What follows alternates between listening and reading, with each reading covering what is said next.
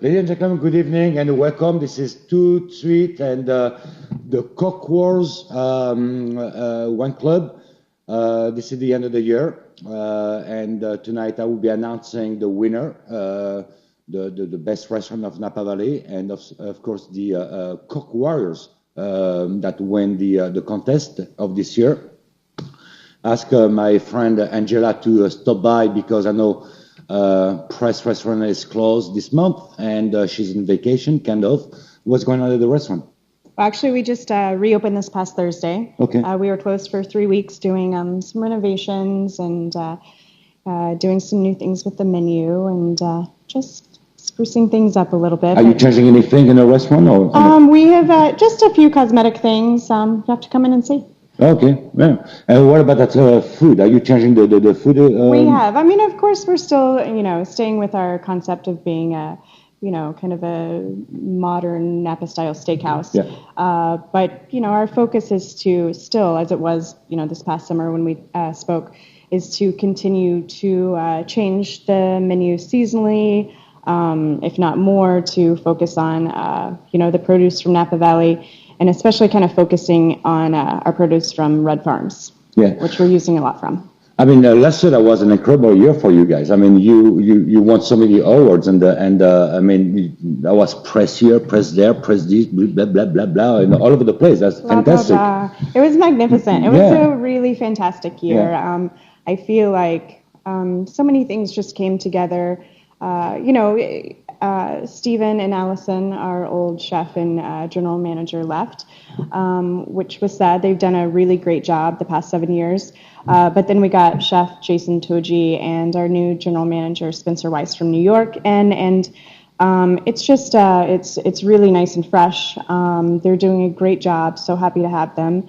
There's lots of good new things to come from them. I got to tell you, even though if I live in Napa Valley, it's a lot of things are like a hush, and that's. So Alison went to Texas, and is that part of Press? Is it, or this is a totally different concept? Completely different restaurant. They so they have nothing to do with.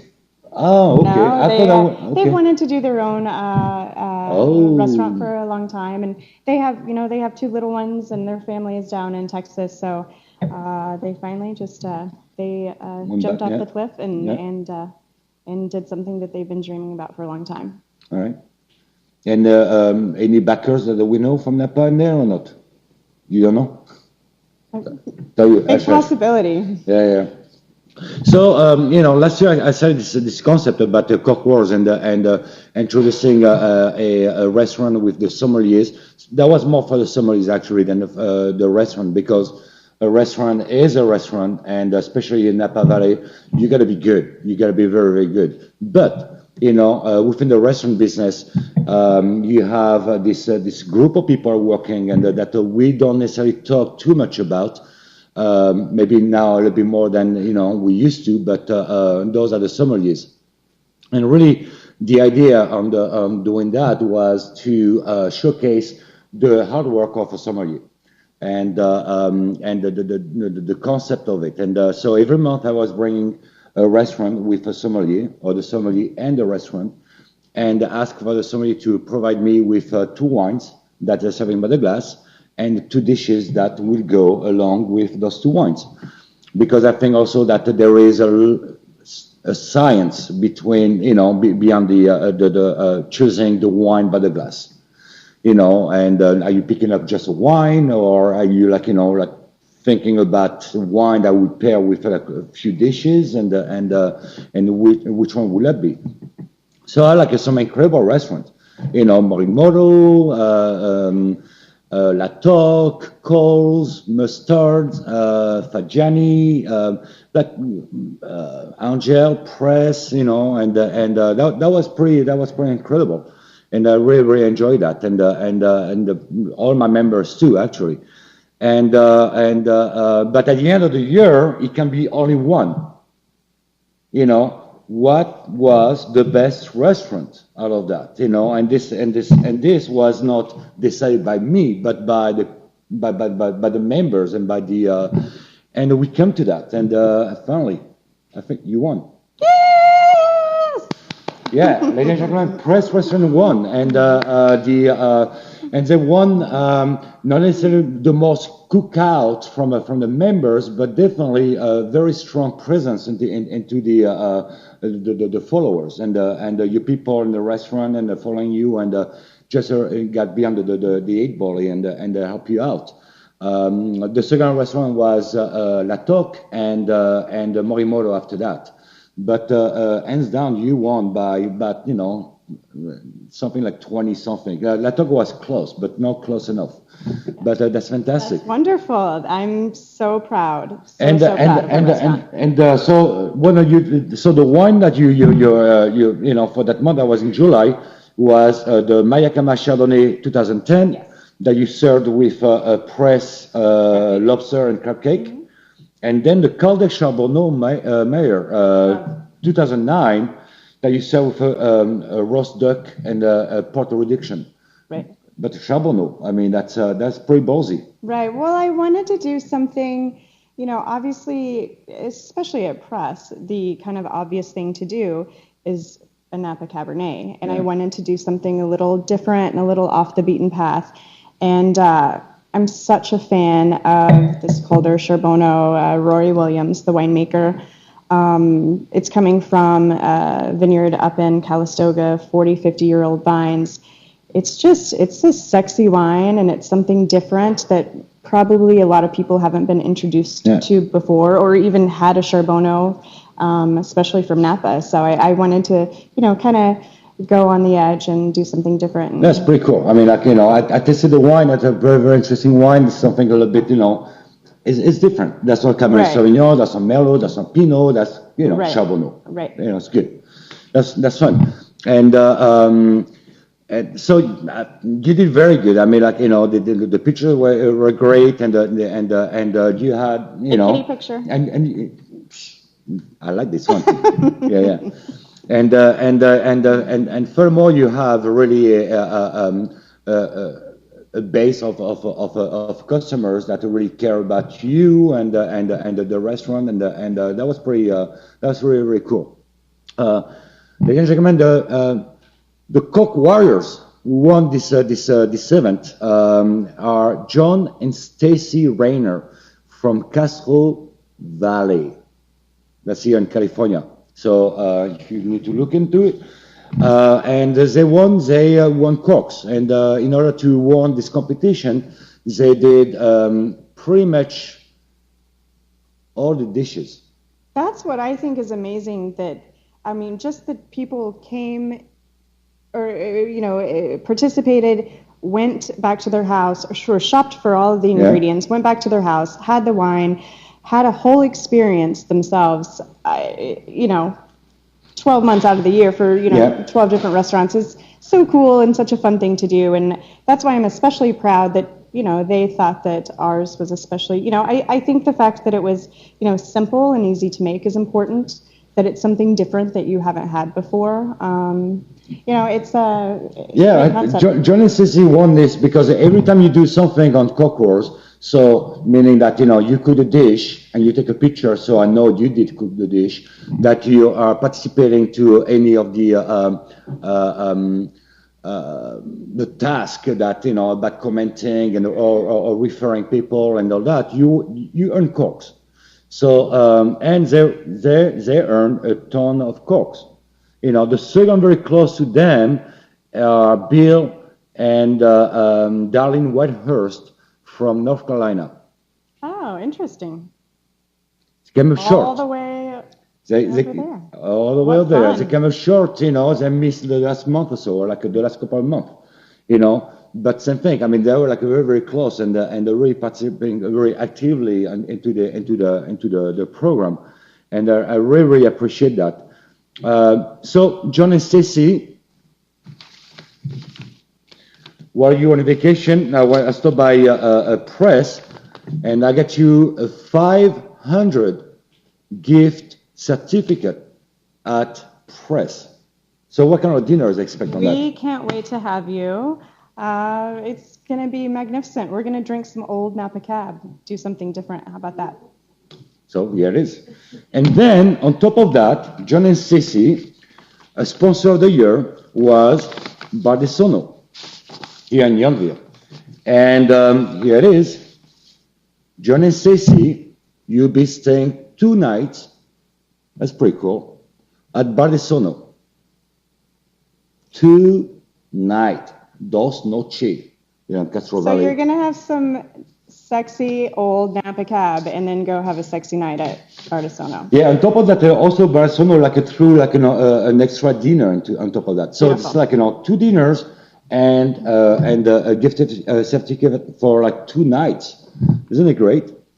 I They love deserve it. Yeah, I saw that they were always commenting on things. They certainly do it. I mean, Yeah. I remember the first dish they did was for Morimoto.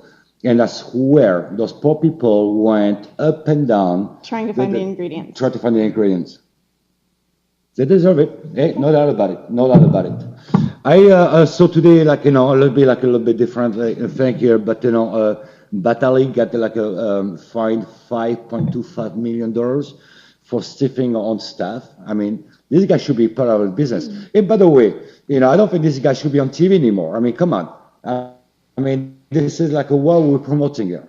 I mean, this is really, really crazy. I mean, you cannot stiff because you refuse to pay minimum wage or decent living for the and have people, the waiters or the sommeliers to give some of the earnings to them, so you don't have to pay for it.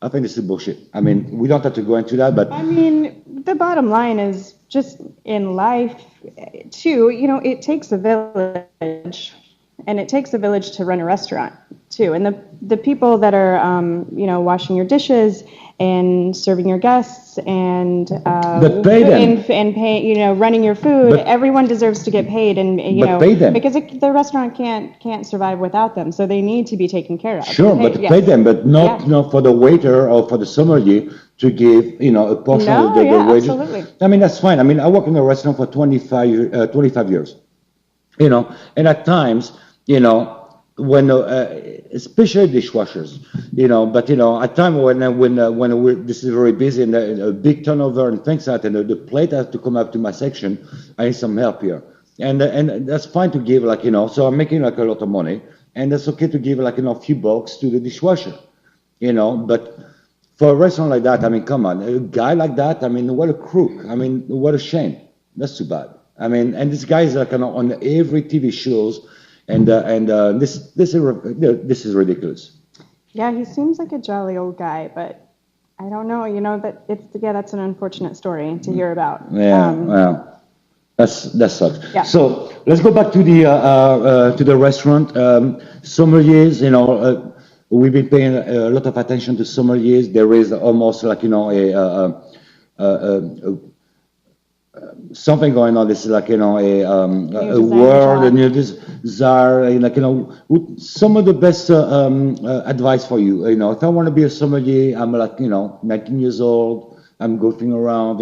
What's going on is in life is sommelier can seems Well, really. that's kind of how it started out for me as well. I was 19, started working in a restaurant. I particularly realized that I had a passion for food and wine. And then I just, took it and ran with it. My advice is to, listen to people, find a mentor, find someone that that knows a lot about wine, and ask questions. You have to taste a lot of wine. You have to travel. Is it expensive? Here's the thing. I mean, if you're 21 years old, a really great way to get into the business, I think, is to get a part-time job at a wine store or a liquor store that has a great wine program there. And then you're able to taste a lot of different kinds of wines, and to expose your palate to many different things over and over and over again. Sometimes it's hard in a restaurant that has a particular wine list, even like ours, which is all Napa Valley. You're tasting the same things over and over again. But, the important thing is to taste and read and read and read. Just like anything, whatever you're passionate about, you have to just put the time in and study. But, How do you see the sommelier the job, going forward? For me personally, or For you personally, yeah. gosh, that's a loaded question. Who knows? I mean, for me personally, just like I said before, Like 50 years old, you're gonna still be like, running around the table and pouring wine. No, I'm not running around the table. Well, I mean, it's just, but you know what I'm saying. No, at 50, I should still be able to run around the table. Yeah. No, my goal, just with the passion that I have for wine, and especially living here in Napa Valley, which I've wanted to live here for 16, 17 years, and I finally moved here a year and a half, is just to surround myself with other people who love wine and absorb all the information I can, and then to educate other people. Yeah, That's but my goal. yeah, sure. But so what are you doing now? This is more like you're looking at more of a stepping stone for you. Well, everything is a stepping stone in life. You still working for a winery? Possibly the only reservation I have about that is that when you work for a winery in a sales position, then you're only tasting those wines all of the time. The beauty about being a sommelier in a restaurant is that it's much broader. I'm getting to taste wines from all of these, even though it's just Napa Valley, getting to taste all these wines from the 50s and 60s and 70s. So what you think about those master sommeliers that, work in a restaurant and all that, and now work for... exactly. So what do you think of those people? I think it's interesting. And it's definitely something I think about in thinking about my career and the future of my career and where I want to go. It comes down, sometimes is it a job or is it a passion? And do I want to make money or do I... Is it a job or a passion for you? It's a passion for me, without question. So you work for free? No, I don't work for free, but it's not... I've made more money in my life prior to, now, but but I can say that I've never been happier in my life. Yeah. Than where I am right now. And that's because of the people coming around and surrounding you. One side, like the customers, and the other side is like people working in the industry coming and see you and begging you, Angela, can I have the wine? What can I do? I wouldn't say that. But almost, what I'm saying, right? I would say it's definitely the guests that come in are so interesting and fun because they're here to have a good time in Napa and enjoy the lifestyle. So everyone's happy. Getting to meet the winemakers all the time and getting to know the stories and history of all the wineries here in Napa. And also, like I was saying before, to find a mentor. Working with Kelly and Scott, the two other sommeliers at Press, has been one of the best things that has ever happened in my professional wine career. Couple. Because they're so talented and so... they just do such a great job and have really elevated the Press wine list to something spectacular. And so I feel very grateful to be able to work with them and learn from them. That's pretty cool. So the thing you despise the most in it? Of being a sommelier? Yeah. Come on, one thing. Oh gosh, I know this sounds really goofy, but sometimes, like when I get home, I just want a margarita or I never thought that I would get tired of wine, but definitely, since moving to Napa and having a full-time job as a sommelier, where that's just what I do is taste wine and analyze wine and catalog it in my head. When I get home, I just want to. Are you studying? Are you studying and wine and everything like that every day, or what? Absolutely. Yeah. I mean, it's essential to my job if I want to be respected. But it's also just something I want to. How can you be respected in a being somebody? What people Well, I think because most people don't. I mean, the majority of people don't know. How do you get respect as a sommelier? Oh, I think for me it's about trust, and when a guest asks you for advice on something, on a particular wine, and you find the perfect wine for them in the perfect price range as well. And I think that's a big thing. And then you build trust with a guest. I think that's where you get respect. And from from the trade, how do you build trust from the trade? I think just having a wine program that. I mean, it's easy for us in the Napa Valley because we have a wine program that 100% supports just this valley and what we do. So I don't know what else we could possibly do to gain respect from winemakers around here. We're highlighting what they do. That's awesome. So, all right, here it is. John and Ceci, congratulations. Angela, press. Congratulations. I'm the first award of the year, 2014. A big fat check of $500. Yes. Hey, it's better than a statue. John and Stacey, we're looking forward 20 cents award made in China. That's a hard cash I'm talking about here. And, well, this is it. Nice to see you again. That's great to be seen, especially it's been so cold. I got a cold. My voice is everyone is. Then but no. I don't know if but I don't know if this is cigarette or booze now. It's just my vocal cords are kind of. I don't think I can sing anymore. It sounds sexy. It's okay. Is that right? Mm-hmm. All right. So John and Ceci again. Here, come and pick it up. I'm not gonna send it by mail. I'm gonna save. I'm broke now. I'm going to save the stamps, so you have to come back to Napa Valley to pick this up. Angela, congratulations. I mean, that was a stiff competition. I'm honored. That was pretty cool competition. There was a lot of great restaurants and a lot of great songs. Yeah. So fantastic. I'm so honored. It's fun though. It's Well, that's what it's about. Yeah, that's what it's about. And the good thing that also was like any other wine club, you kind of getting wine that professional likes, and there is a science behind that. Go with the dish and some of that. Cook it, enjoy it, and if the dish is not quite perfect, that's fine. But that's the opportunity, the exercise of doing that. I really appreciate that. Join us here again, Rainer from Castle Valley. Thank you very much for participating. And Bill, darling, sorry, maybe next year. Press, you ready? I'm ready. Kidding. Bring it. Okay.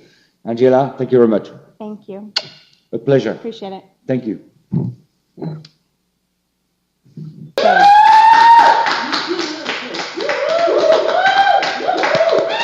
Okay.